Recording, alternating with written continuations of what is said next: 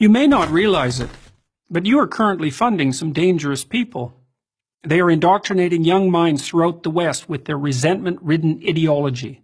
They have made it their life's mission to undermine Western civilization itself, which they regard as corrupt, oppressive, and patriarchal.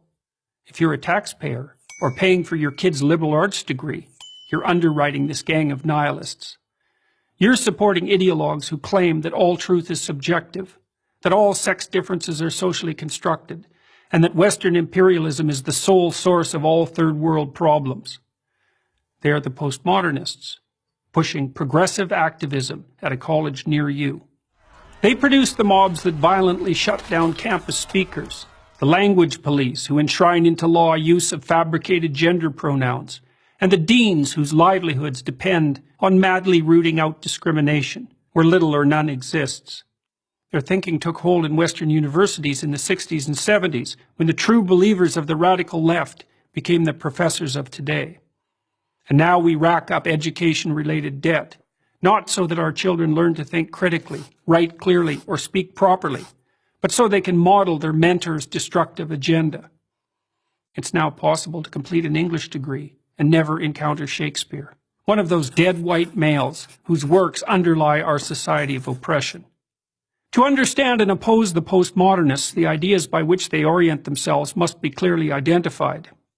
First is their new unholy trinity of diversity, equity, and inclusion. Diversity is defined not by opinion, but by race, ethnicity, or sexual identity.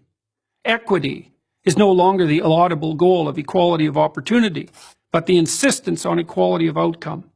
And inclusion is the use of identity-based quotas to attain this misconceived state of equity. All the classic rights of the West are to be considered secondary to these new values. Take, for example, freedom of speech, the very pillar of democracy. The postmodernists refuse to believe that people of goodwill can exchange ideas and reach consensus. Their world is instead a Hobbesian nightmare of identity groups warring for power. They don't see ideas that run contrary to their ideology as simply incorrect. They see them as integral to the oppressive system they wish to supplant, and consider it a moral obligation to stifle and constrain their expression. Second is rejection of the free market, of the very idea that free voluntary trading benefits everyone. They won't acknowledge that capitalism has lifted up hundreds of millions of people, so they can, for the first time in history, afford food, shelter, clothing, transportation, even entertainment and travel. Those classified as poor in the U.S. and increasingly everywhere else are able to meet their basic needs. Meanwhile, in once prosperous Venezuela, until recently the poster child of the campus radicals, the middle class lines up for toilet paper. Third and finally are the politics of identity. Postmodernists don't believe in individuals. You're an exemplar of your race, sex, or sexual preference. You're also either a victim or an oppressor. No wrong can be done by anyone in the former group, and no good by the latter. Such ideas of victimization do nothing but justify the use of power and engender intergroup conflict. All these concepts originated with Karl Marx, the 19th century German philosopher. Marx viewed the world as a gigantic class struggle, the bourgeoisie against the proletariat, the grasping rich against the desperate poor.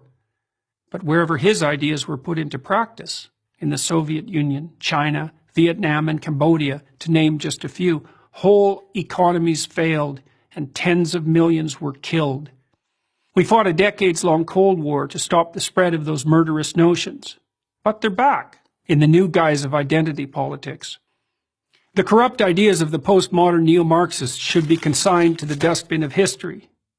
Instead, we underwrite their continuance in the very institutions where the central ideas of the West should be transmitted across the generations. Unless we stop, postmodernism will do to America and the entire Western world what it's already done to its universities. I'm Jordan Peterson, professor of psychology at the University of Toronto for Prager University. Thank you for watching this video. To help keep PragerU videos free, please consider making a tax-deductible donation.